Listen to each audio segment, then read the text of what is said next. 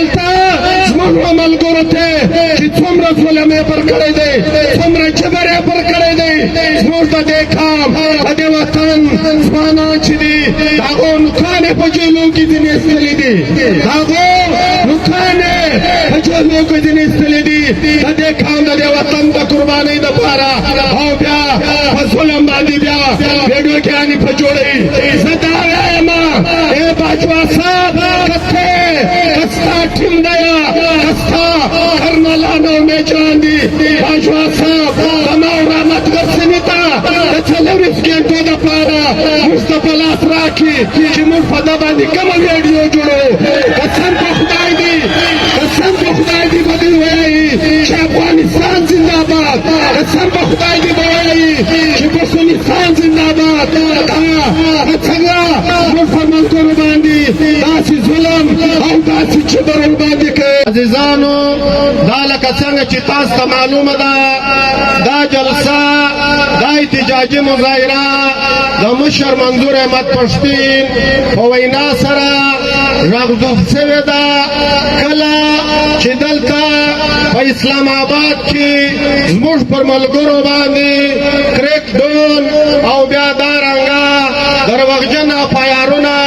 بیا پر علي وزیر باندې اپایارونه او دوی گرفتار کول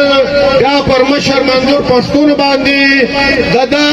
د پی ټی ایم د اسلام آباد پر دفتر باندې حمله کول د دې په خلاف باندې نن په جنوبي پښتونخوا په کوټه کې دا احتجاجي جلسه او دا احتجاجي مظاهره راغوښتل شوې ده عزیزانو بنیادي خبره دلته دا ده چې دوی دلته زموږ قدرمن مشر و علي وزیر ته چې کومې دمکیانې ورکولې چې دلته ملګرو خبره وکړه عزیزانو دا هغه دمکیانې ولې چې دوی به ویل چې موږ به تا مړ کړو بیا به ستا د تپوس څوک نه وي دلته تا خدا دمکیانې و عثمان لالا ته هم ورکړلې بیا ته د ده له جنازې څخه بیا څومره وامجن ولې چې دی په شهادت باندې ورسېدی او د ده خلک او د ده د تپوس پښتانه ول او بیا دارنګه تا ارمان شهید په لورلایي کې په شهادت باندې ورسوي او ارمان شهید د عثمان لالا غوندې انسانان دا به د پښتنو 100 کاله نور هم په زړو کې پراته وي دارنګه تا خو د فخر افغان د باچا خان له وختې څخه تا خو د خانه شهید له وختې څخه تا خو دا خلک هم په شهادت باندې ورسول دا ول بیا به ستاسو څوک نه وي نن هغه انسانان نن هم زموږ ستاسو په زړو کې پراته دي عزیزانو مشر علي وزیر د پاکستان د جرنیلانو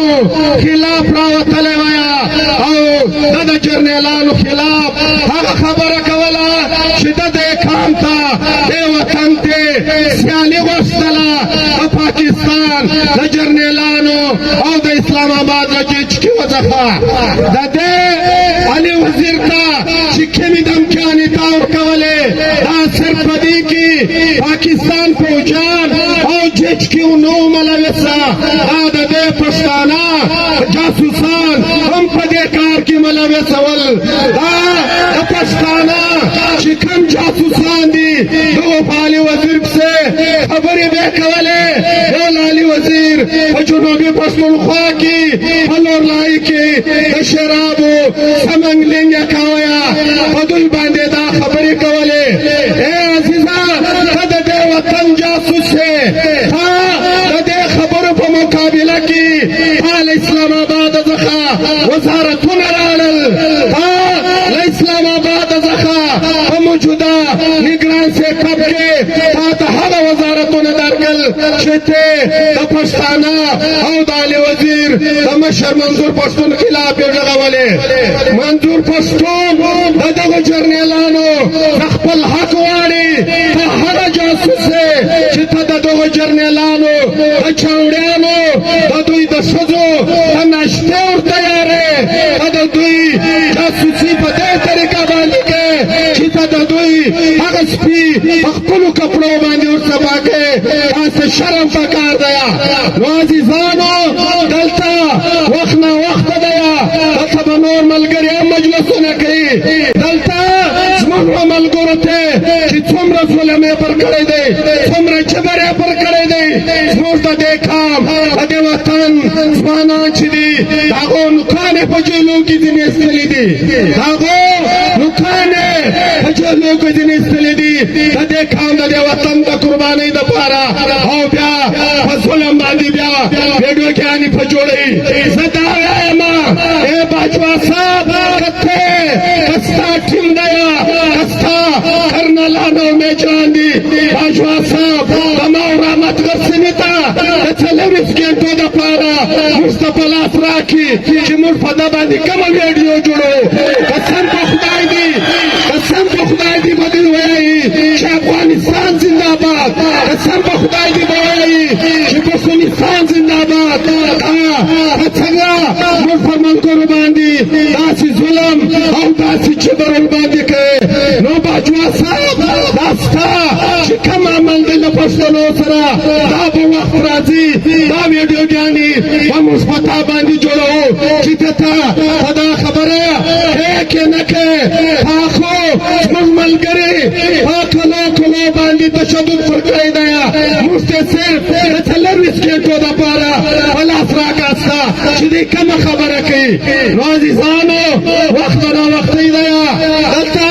به نور ملګري هم مجلسونه کوي دوی وایي چې منظور پښتون په اسلام آباد کې کلکې خبرې وکړلې هغه کلکې خبرې پر دا باندې ولې چپې لګېدلې دي دا دوی دا وام کې دی دوی دا وایي چې نن افغان وطن او دا پښتانه دا په یووالي کې راغلي دي دا د یووالي ګټلې او د پښتونستان د ګټلو خطره ده له په منظور پښتون څخه ځکه دې نه پرېږدې پر پښتانه باندې 15 کاله تشدد وکړه ظلم د پر وکړه یا دا خبرې پر پښتانه دا ظلم پر پښتانه باندې بد نه لګېدی چې نن په اسلام آباد کې مشر منظور پښتون دوی خبرې کړې دي هغه اسلام آباد او چیچکیو او زموږ د دې وطن جاسوسانو پر ځان باندې بد لګول کېده او آخري خبره دا کول غواړم اسلام آباد به زورور وي او صحیح ده وخت به راشي که موږ ته خدای تعالی موږ ته وس راکړي او والله بالله دی چې موږ دا پور له دې وطن له جاسوسانو جوړ شروع کوو بیا به تر اسلام آباد پورې دوی د یوار په دې د شو تماشو کې دوی نه اوسي په دې خو نن په بلو تماشو کې دي د اسلام آباد او د دې وطن د پښتنو په ټیکس باندې دوی شرابونه څښي دوی هغه کارونه کوي چې دوی